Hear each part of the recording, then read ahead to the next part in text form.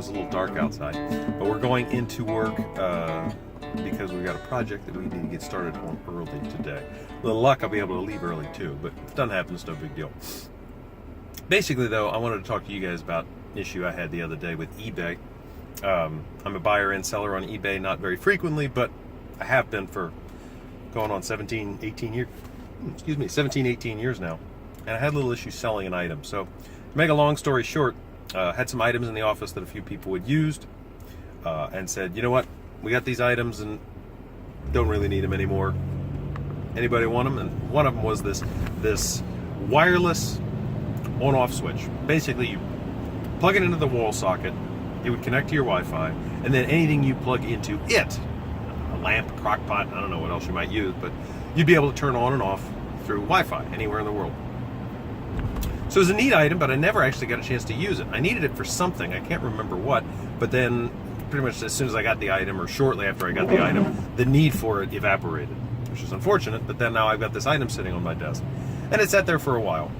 So among many other things, I sold this item on eBay and listed it as opened but working, used but functional. As far as I was concerned, it was fully functional. I also did, eBay fact check. Let's learn about this item a little bit. So Googled the product code and whatnot, and didn't see any issues, and learned a little bit more about the item and what the going price was, various things like that. So I sold it for $15. Got a buyer fairly quickly. He bought it, and a couple days later said, "I received the item. Thanks, looked good, but it's not working." I contacted the manufacturer, and they need the original proof of purchase in order to send me a brand new item. I said, well, that seems strange, but thank you very much for contacting the manufacturer. That was very nice of you. I'm glad you went to them instead of coming straight to me.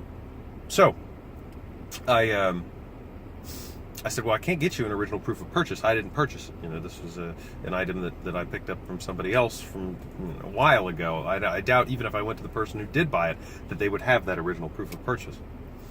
So I tried to work with them. Maybe there's some things we can do. Let me see if we can contact D-Link again and tell them what happened. I can give you a purchase from the eBay receipt. I can pay to ship the item to them. They can have the original item back and send you a fixed one.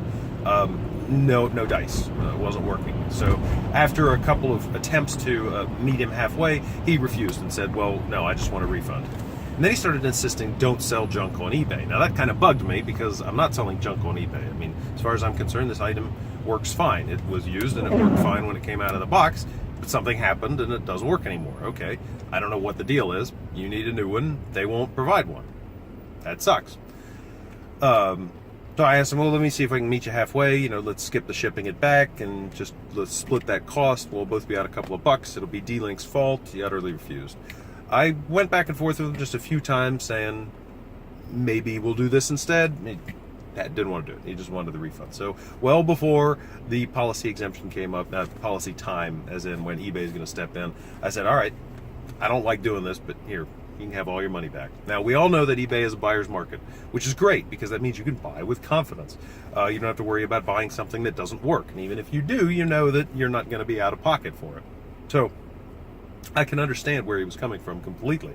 I just thought that considering the fact that it was clearly not anything I did, it was D-Link's fault, that he may want to meet me halfway. He didn't want to, and I understand, so I gave him his money back. The one thing, though, I want to know is, first off, what are your experiences with eBay? You ever had bad buy? You ever do anything, get anything that you wish you hadn't, or any funny stories about stuff you were buying or selling? And the other thing is, I said to him, listen, for 3 reasons. Number one, because I'm trusting you 100%. I'm not even asking for the item back. Because if I don't have an original receipt, I can't get it fixed, then that means that I'm out. So number one, I'm trusting you 100% that this actually happened, that you're not just throwing a fit to get a free item. Number two, it's not my fault. I didn't do anything unscrupulous here. It's D-Link that's screwing us both over. And then number three, I did give you your refund back. I tried to find a better compromise a couple of times, but I gave you what you wanted in the end. I'd asked for positive feedback. Now, that was a message that I just left yesterday. Haven't received the positive feedback yet. I'm not saying he's not gonna leave it. I'm asking, if you were in his shoes, what would you do? Anyway, I want to hear about your other eBay stories, stuff you buy and sell. Funny stories, strange stories, frustrating stories. And then let me know, if you were in his shoes, would you leave positive feedback? And in any event, have a